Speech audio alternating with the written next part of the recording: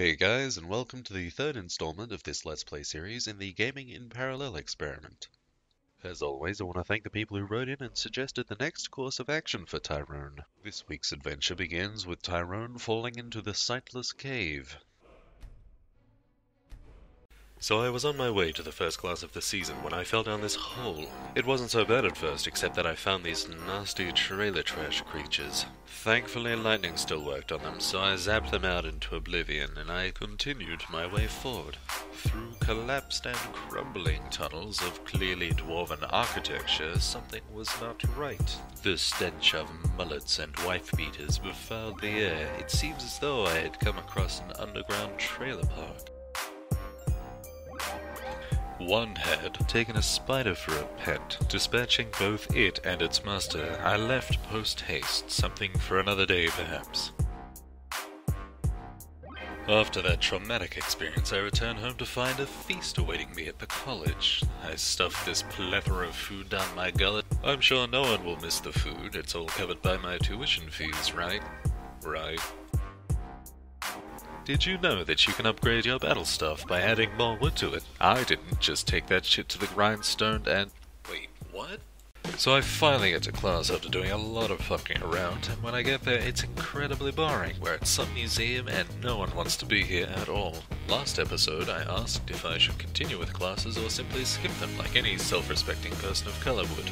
The responses were mixed. Some wanted to stay and get my money's worth, and the other people wanted me to skip because it was boring as hell. Needless to say, I decided to make a compromise and go to the first class and then just ditch it afterwards. One thing the college is good for, however, is spells, and I decided to pick up a few more off camera. Speaking of off-camera work, although trading is one of my goals, most of it's done off camera. I'm sure you don't want to look at me doing my tax returns as I trade back and forth between cities. So fret not, the few of you that asked me to ditch school. I did. And I will again once we finish this excursion to the lost city of Atlantis.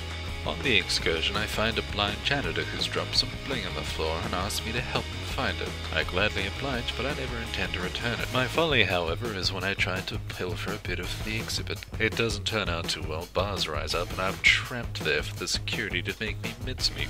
My lecturer offers to help me out so long as I give him a cut of the loot. He seems like an alright kind of guy, and together we handle the fuzz that pop out of the woodwork. Remember how I said I got some more spells earlier? Well, one of the spells was Woof, the Shining Light of Righteousness, but I just call him Gone for short. Together the three of us take on the museum security guard forces, and we handily make it out. I leave the professor to cover my retreat as I move forward through the exhibit. It's one hell of a long exhibit.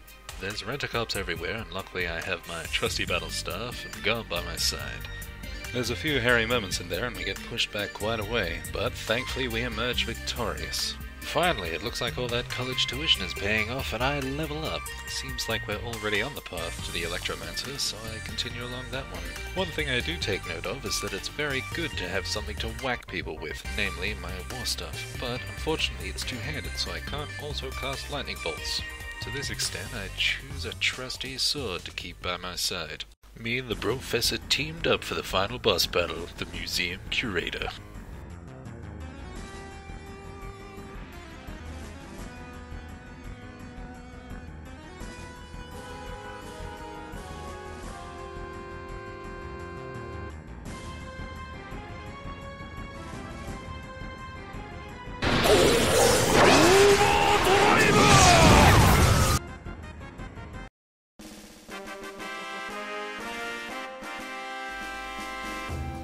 That about wraps it up for this video. I hope you enjoyed, and please leave comments in the forums.